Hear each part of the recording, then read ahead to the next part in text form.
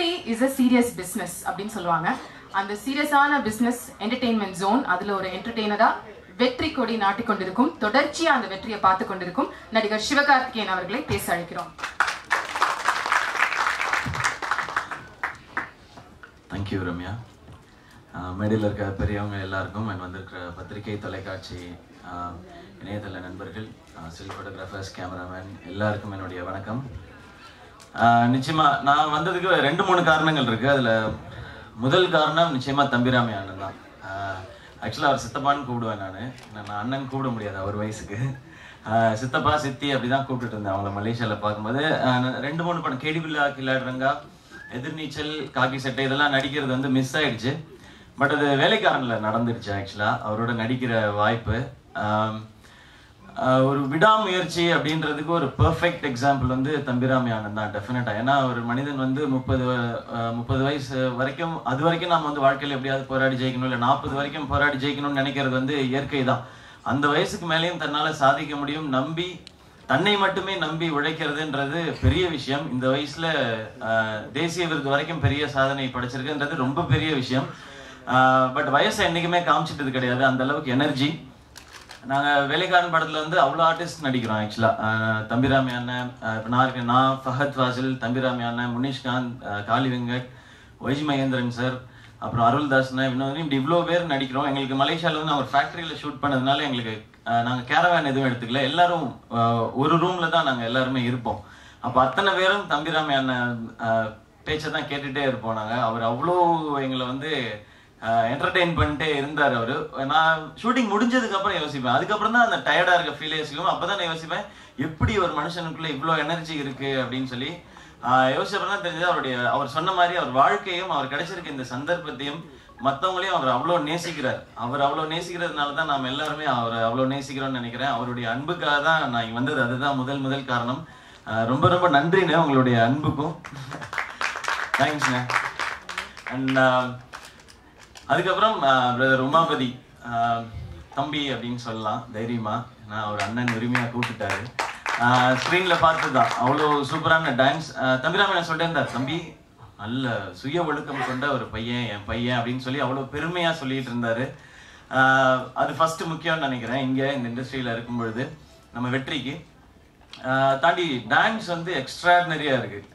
நான் மண்ணங்குத்தி பறவையில் வந்து இமான் அண்ணன் போட்ட டியூனுக்கு வந்து ஆட முடியலையே நிறைய வருத்தப்பட்டிருக்கேன் நான். அந்த படம் வந்தப்ப ட்விட்டரில் ஒருத்தர் வந்து ஒரு ட்வீட் போட்டிருந்தார், ஏன்பா தம்பி எக்ஸசைஸ் பண்ணுற, நல்ல பாட்டு தானே போடுறாங்க அப்படின்னு சொல்லி. எனக்கு ஒரு மாதிரி ஆயிடுச்சு, ஐயோ இமான் அண்ணா அனிருத்லாம் பயங்கரமான பாட்டாக தராங்களே, நம்ம ஒரு முயற்சி பண்ணிடணுமே அப்படின்னு சொல்லி தான் சரி ஒவ்வொரு படமாக ட்ரை பண்ண ஆரம்பித்தேன். அப்படியே ஒவ்வொரு படமாக கொஞ்சம் கொஞ்சமாக பெட்டர் ஆகிட்டே வருது. பட் இவர் அப்படி இல்லை, ஒரு ஃபர்ஸ்ட் படத்துலேயே வந்து அவர் ஹைட்டுக்கு வந்து சில மூவ்ஸ்லாம் பண்ணும்போது ஹிருத்திக் ரோஷனோட மூவ்ஸ் மாதிரி இருக்குது. நான் சும்மா மேடைக்காக சொல்ல, உண்மையாகவே சொல்கிறேன் என் பிரதர். வாழ்த்துக்கள் அதுக்கு. நீங்கள் இன்னும் நிறைய படங்கள் பண்ணும்போது டான்ஸில் இவர் அப்படின்றது வந்துடும். அண்ட் நீங்கள் சொன்ன ஆடியன்ஸ் கனெக்ட் அதெல்லாம் தெரியல. அது வந்து நீங்கள் என்ன சொன்னீங்க இல்லையா, ஏதோ ஒன்று பண்ணி ஏமாத்துறேன், ஸ்டெப்பு கரெக்டாக வரலைன்னா வேறு ஏதாவது பண்ணி மேனேஜ் பண்ணிக்க வேண்டியதான். உங்களுக்கு ஸ்டெப்பு கரெக்டாக வருது, அதை நீங்கள் பண்ணிடுறீங்க. ஸோ உங்களுக்கு வந்து இது ரொம்ப முக்கியமான ஒரு ஸ்டேஜ். இந்த மேடை கிடைக்கிறதுக்கு நிறைய பேருக்கு ஆசையாக இருக்கும். அது நிறைய பேருக்கு இந்த வாய்ப்புகள் கிடைக்கிறதில்ல, அது உங்களுக்கு கிடைச்சிருக்கு. நீங்கள் இதை ஆரம்பிச்சிட்டீங்க அண்ட் நீங்கள் கடுமையாக உழைக்கிறீங்க. உங்களுடைய பாடி பார்த்தாலே தெரியுது. ஜிம்முக்கெலாம் போய் நிறைய ஒர்க் அவுட் பண்ணுறீங்க. நான் எப்பயாவது போகிறது தான் ஜிம்முக்கு, 10 நாள் டிராஃபிக்னு போய் சொல்லிடுவேன், அது வேறு விஷயம். அது நீங்கள் இவ்வளோ உழைக்கிறீங்கன்னு போது அதுக்கான பலன் நிச்சயமாக இருக்கும். ஸோ அதாகப்பட்டது மகாஜனங்களே உங்களுக்கு ஒரு சூப்பரான ஓப்பனிங் கொடுக்கட்டும். இன்னும் நிறைய வெற்றிகள் நீங்கள் பார்க்கணும். உங்கள் உழைப்புக்காகவும் தம்பிராமையான மனசுக்காகவும் அண்ட் தம்பிராமையான சந்தோஷமாக வச்சுக்க வேண்டிய பொறுப்பும் உங்களுக்கு இருக்குது. நீங்கள் வாழ்க்கையில் ஜெயிக்கிறத தாண்டி அவரை சந்தோஷமாக வச்சுக்கிறது வந்து உங்களுக்கு இருக்கிற மிகப்பெரிய பொறுப்புன்னு நினைக்கிறேன். இதை வந்து உரிமையாக சொல்லிக்கிறேன். ஏன்னா எனக்கு வந்து இப்போ ஆசையாக இருக்குது, எங்கள் அப்பா வந்து பார்த்துக்கணும், சந்தோஷமாக வச்சுக்கணும்னு. எனக்கு அந்த வாய்ப்பு இல்லை. உங்களுக்கு அந்த வாய்ப்பு இருக்குது, அதை நீங்கள் பண்ணிவிடுங்க அப்படிங்கிறது தான் என்னுடைய ஒரு ரெக்வெஸ்ட், ஒரு அண்ணனா ஒரு ரெக்வெஸ்ட்ன்றது தான். அண்ட் எங்கள் அப்பா வந்து 2003 வந்து இறந்தாங்க. அப்போ எனக்கு 17 வயசு. ஒரு 14 வருஷத்துக்கு அப்புறம் ஒரு சினிமா மேடையில் எங்கள் அப்பாவை பற்றி பெருமையாக பேசுகிறத வந்து நான் கேட்கும்போது எனக்கு ரொம்ப சந்தோஷமாக இருந்தது. ரொம்ப ரொம்ப நன்றி தம்பிராமி அண்ணன். அவர் சந்தோஷப்படுவார் மேலே இருந்து பார்க்கும்பொழுது. அப்பா இறந்து ஒரு 13-14 வருஷத்துக்கு அப்புறம் இது வரைக்கும் 2 பேர் வந்து அவரை பற்றி என்கிட்ட ஒரு 1/2 மணி நேரம் பேசியிருக்கிறாங்க. பொதுவாக இறந்த பிறகு அதிகமாக பேசப்படுறதில்ல. ஒரு நல்ல மனுஷனா வாழ்ந்தானா தான் இறந்த பிறகு அவனை பற்றி பேசப்படுன்னு சொல்லுவாங்க. முதல் முறையா அப்படி பேசினது நக்கீரன் கோபால் அண்ணன். அவர் ஒரு நாள் அவருடைய இன்விடேஷன் கொடுக்கறதுக்காக வீட்டுக்கு வந்திருந்தாங்க. அப்ப அவங்களுக்கு தெரியாது நான் வந்து சூப்பரன் தாஸ் அவங்களுடைய பையன் சொல்லி, பிரதர் வந்துருங்க கல்யாணத்துக்கு அப்படின்னு சொல்லி திரும்பி பார்க்கும்போது போட்டோ பார்த்து கேட்டாங்க, நீங்க வந்து தாசண்ணன் பையனா அப்படின்னு கேட்டாங்க. எனக்கு ஷாக்கிங் இருந்தது. ஆமா அப்படின்னு சொல்லி, தம்பி எவ்வளவு பெரிய ஒரு மனிதரோட பையன் நீங்க அப்படின்னு சொல்லும்போது எனக்கு அவ்வளவு சந்தோஷமா இருந்தது. ஏன்னா அவ்வளவு பெரிய விஷயம். எங்க அப்பா அவ்வளவு சின்சியரான ஆஃபீஸர். பட் இதை நானே சொல்ல முடியாது எங்க அப்பா சூப்பர் எங்க அப்பா சூப்பர்னு. எங்க அப்பா சூப்பர்னு கேட்கணும்னு நான் நிறைய ஆசைப்பட்டிருக்கேன். ஏன்னா என்னால அப்பான்னு கூப்பிடதான் முடியல இல்ல அவங்க. ஸோ கேட்கணும்னு ஆசைப்பட்டிருக்கேன். அது வந்து நக்கீரன் கோபாலனுக்கு நன்றி. இந்த மாதிரிலாம் தம்பிராமன் உங்களுக்கும் ஷூட்டிங் ஸ்பாட்ல அவ்வளவு சொல்லியிருக்காங்க எங்க அப்பாவை பத்தி. அதுவும் ஒரு இன்ஸ்பிரேஷன். நம்மளும் ஒரு மாதிரி இருக்கணும். நம்ம போனதுக்கு அப்புறம் யாராவது 2 பேராவது நம்மளை பத்தி பேசணும்ன்றது ஒரு பெரிய இன்ஸ்பிரேஷன். தேங்க்யூ தம்பிராமன். அதுக்கும் இந்த மேடையை நான் அதுக்கு பயன்படுத்திக்கிறேன். ரொம்ப ரொம்ப நன்றி. அது வீடே சந்தோஷப்படுவேன் இன்னைக்கு நீங்க சொன்னது கேட்டு. அண்ட் அடுத்து இன்பானா, நாங்கள் விஜய் டிவில நிறைய ஒர்க் பண்ணியிருக்கோம் நாங்க. ஸோ இப்போ விஜய் டிவில நிறைய டைரக்டர்ஸ் வர ஆரம்பிச்சிருக்காங்க. சேனல்ஸ்ல இருந்து இனிமே நிறைய இயக்குநர்கள் வந்து சேனல்ல இருந்து வர ஆரம்பிப்பாங்க. அதுக்கான காலகட்டம் ஆரம்பிச்சிருச்சுன்னு நினைக்கிறேன். ஸோ இப்போ ரம்யா சொன்ன மாதிரி ரங்குனோட டைரக்டர், அடுத்து இப்போ இன்பான. ஸோ இந்த படம் உங்களுக்கு சக்ஸஸ்ஃபுல்லா இருக்கணும்னா நாங்கள் எல்லாருமே 24 ஹவர்ஸ்லாம் வேலை செஞ்சிருக்கோம். எல்லாருமே 24x7 வேலை செஞ்சிருக்கோம். வீட்டுக்கெல்லாம் போகாம எல்லாருமே. ஸோ அவ்வளவு உழைப்பு பின்னாடி இருக்கு. அதுக்கான பலன் வந்து இப்போ ஸ்க்ரீன்ல கிடைக்கும் தான். ஒவ்வொருத்தரா நம்பி உள்ள வரோம். ஸ்க்ரீன்ல இருக்க மக்களையும் நம்பி உங்களையும் நம்பி தான். ஸோ அந்த வெற்றி உங்களுக்கும் கிடைக்கட்டும் என்பானா. அண்ட் ப்ரொடியூசர் சார் உங்களுக்கும் என்னுடைய வாழ்த்துக்கள். அண்ட் என்டையர் டீமுக்கும் என்னோட விஷஸ். சாங் சூப்பரா இருந்தது. இமான் சொல்லவே வேணாம். டெஃபினட்டா என்னுடைய growthக்கு ஒரு மிகப்பெரிய காரணம் வந்து இமானுடைய பாடல்கள். இமான் அண்ணனும் இமானுடைய பாடல்களும். வெறுமனே பாட்டு போட்டு கொடுத்தோம் அப்படின்றது இல்லாம கரெக்டா ஒரு நல்லதா கொடுக்கணும், அது பண்ணணும் அப்படின்றத. அண்ட் அவரும் யுகபாரதி சாரும் ஒரு அமேசிங்கான காம்பினேஷன். அவங்க ஒரு எக்ஸ்ட்ராடினரி காம்பினேஷன். அவ்வளவு சிம்பிளான ஸ்வீட்டான பாடல்கள் கொடுப்பாங்க. அது எல்லாரும் எப்ப வேணா யார் வேணா பாடலாம், குழந்தைங்க உட்பட. இப்ப அடுத்து பொன்ராம் சாரோட படம் ஷூட் ஆரம்பிக்க போறோம். இமானோட சக்சஸ்க்கு மிகப்பெரிய காரணம் என்னன்னா டிலே பண்ணாம பாட்டை கொடுக்கறது அப்படின்றது. அவருக்காக எனக்கு தெரிஞ்சு எந்த ஷூட்டிங்கும் இது வரைக்கும் வெயிட் பண்ணிருக்காது. ஐயோ இன்னும் இமான் பாட்டு வரல, நாங்க இன்னும் ஷூட் பண்ணல அப்படின்னு சொல்லி வெயிட் பண்ணிருக்காது. அதுக்கு பெரிய எக்ஸாம்பிள் என்னன்னா, இப்ப இந்த மாசம் 16 தான் நாங்க ஷூட்டிங் போறோம். 3 பாட்டு ரெடி அடுத்த படத்துக்கு. இன்னும் 2 பாட்டு தான் பேலன்ஸ் இருக்கு. அது ஆல்ரெடி கொடுத்துட்டாரு அவரு.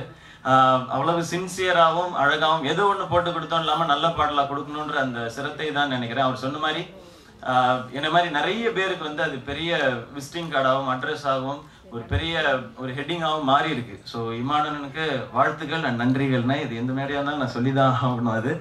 அண்ட் மேடையில வாழ்த்தி பேசின எல்லாருக்குமே பெரிய நன்றி. அண்ட் முக்கியமான ஒரு பாயிண்ட் சொல்லி எனக்கு அதிர்ச்சியை கொடுத்து ஆரம்பிச்சு வச்சது பிடி செல்வகுமார் சார்.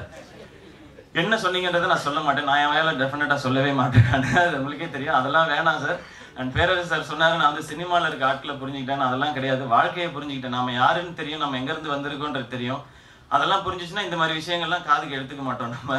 ஸோ நம்ம என்ன செய்யறோமோ, நம்ம வேலை செய்யறோமோ அது எல்லாருக்கும் ரீச் ஆனா பெருசா தெரிஞ்சதுன்னா போதுமானது. இந்த மாதிரி விஷயங்கள்லாம் வேணாம் சார் ப்ளீஸ். ஆல்ரெடி எதுலயோ ஒரு ஹெட்லைன்ஸே வந்துச்சு சார், நீங்க ஒரு டைட்டில் கொடுத்துருக்கீங்கன்னு. இப்பதான் போன் எடுத்து பாக்குறேன், எதுலயோ அமைச்சிருக்காங்க. அதெல்லாம் வேணாம் சார். நான் ஒரு ரூட் எடுத்து அப்படியே நான் பாட்டுக்கு போயிட்டே இருக்கேன். எனக்கு அவ்வளவு போதும். என் படம் எல்லாருக்கும் பிடிச்சதுன்னா ரொம்ப சந்தோஷம். அதுல ஏதாவது விமர்சனங்கள் சொன்னாங்கன்னா திருத்திக்கிட்டு ஏதாவது ஒன்று பண்ண பார்ப்போம். டெஃபினட்டா ஒரு டஃப்பான இண்டஸ்ட்ரி தான் சினிமா இண்டஸ்ட்ரி. வெளியில எல்லாருமே சொல்லுவாங்க இல்லையா, சினிமா வந்து பயங்கரமான ஒரு இண்டஸ்ட்ரி, ஜாக்கிரதையா இருப்பான்னு. ஆரம்பத்துல முதல் 2 வருஷத்துல தெரியல, என்ன எல்லாரும் ஜாலியா தானே இருக்காங்க, இப்ப என்ன அப்படின்றது லாஸ்ட் 2 இயர்ஸா தெரிஞ்சிருச்சு இது எவ்வளவு டஃப் அப்படின்னு சொல்லி. பட் அதை தப்பு சொல்ல முடியாது. காம்படிட்டிவ் இண்டஸ்ட்ரினா அப்படிதான் இருக்கும். அதுல ஏறி வரணும் அப்படிங்கிறது தான் எல்லாருக்குமே இருக்குது. இல்லைன்னா இவ்வளவு பெரிய இடம் வந்து நம்ம நோக்கி பயணிக்கும் பொழுது அதெல்லாம் யோசிச்சோன்னா நம்ம போக முடியாதுன்னு நினைக்கிறேன். அந்த ப்ரெஷர் வந்து கூடிய சீக்கிரம் உங்களுக்கும் வரும் உமாபதி பிரதர். அது வரணும். அது வந்தாதான் சக்சஸ் ஸ்டார்ட் ஆயிருக்குன்னு அர்த்தம். அது நிச்சயமா உங்களுக்கு வரும்.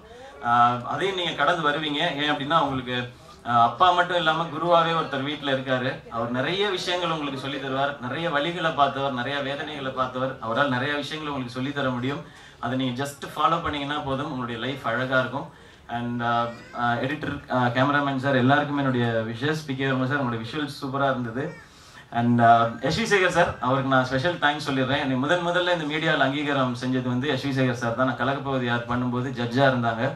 அவங்க தான் என்னை வந்து டைட்டில் அனௌன்ஸ் பண்ணி நீ வந்து வின்னர் அப்படின்னு சொல்லி ஸ்டார்ட் பண்ணி வச்சது அவங்க தான். இல்லை, அவங்களுக்கு என்னுடைய நன்றி ஆக்சுவலாக அந்த மேடையில் சொல்லிக்கிறேன் நான். அண்ட் மேடையில் என்னை பற்றி பெருமையாக பேசினேன் எல்லாருக்கும் பெரிய பெரிய பெரிய நன்றி. அண்ட் சப்போர்ட் பண்ணிட்டு இருக்க எல்லாருக்கும் நன்றி. இந்த அதாகப்பட்டது மகாஜனங்களுக்கு நீங்கள் எல்லாரும் உங்களுடைய சப்போர்ட்டை கொடுங்க. இந்த டீம் ஒரு யங் டீம், அது கண்டிப்பாக ஜெயிக்கணும். எதுவும் தப்பாக பேசலையா?